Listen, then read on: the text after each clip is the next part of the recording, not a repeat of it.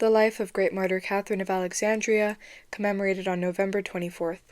The holy great martyr Katherine was the daughter of Constos, the governor of Alexandria, Egypt, during the reign of Emperor Maximian, 305 to 313.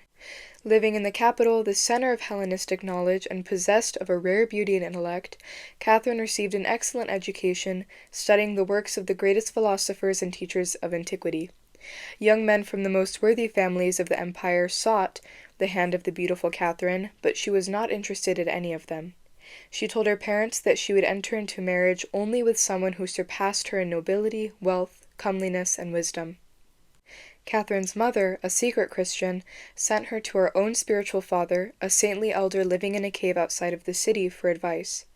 After listening to Katherine, the elder said that he knew of someone who surpassed her in everything. His countenance is more radiant than the shining of the sun, and all of creation is governed by his wisdom. His riches are given to all the nations of the world, yet they never diminish. His compassion is unequaled.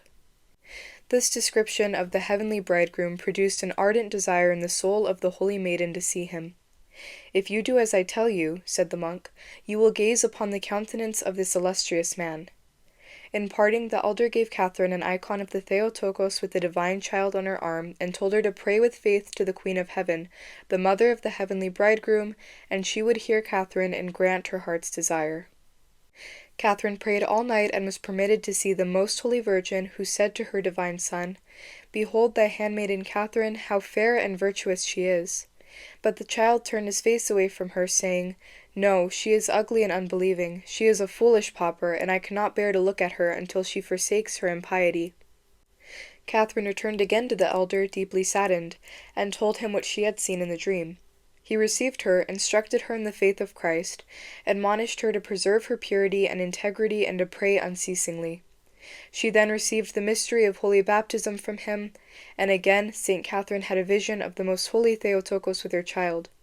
Now the Lord looked at her tenderly and gave her a beautiful ring, a wondrous token of her betrothal to the heavenly bridegroom. This ring is still on her hand. At that time Emperor Maximian, who was in Alexandria for a pagan festival, therefore the celebration was especially splendid and crowded.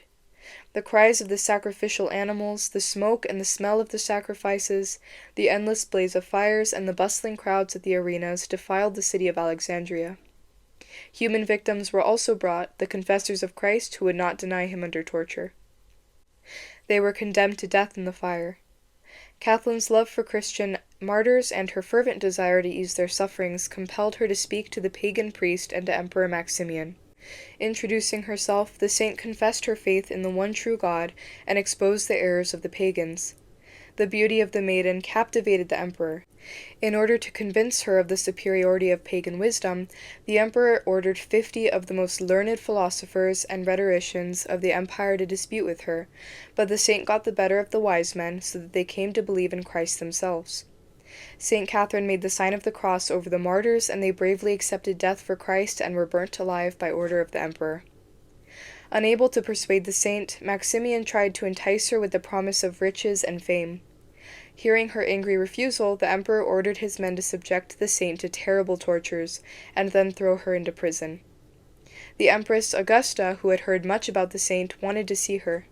She prevailed upon the military commander Porphyrios to accompany her to the prison with a detachment of soldiers. The empress was impressed by Katherine's strong spirit, and her face was radiant with divine grace. The holy martyr explained the Christian faith to them, and they were converted to Christ. On the following day, they again brought the martyr to the judgment court, where, under the threat of being broken on the wheel, she was urged to renounce the Christian faith and to offer sacrifice to the gods.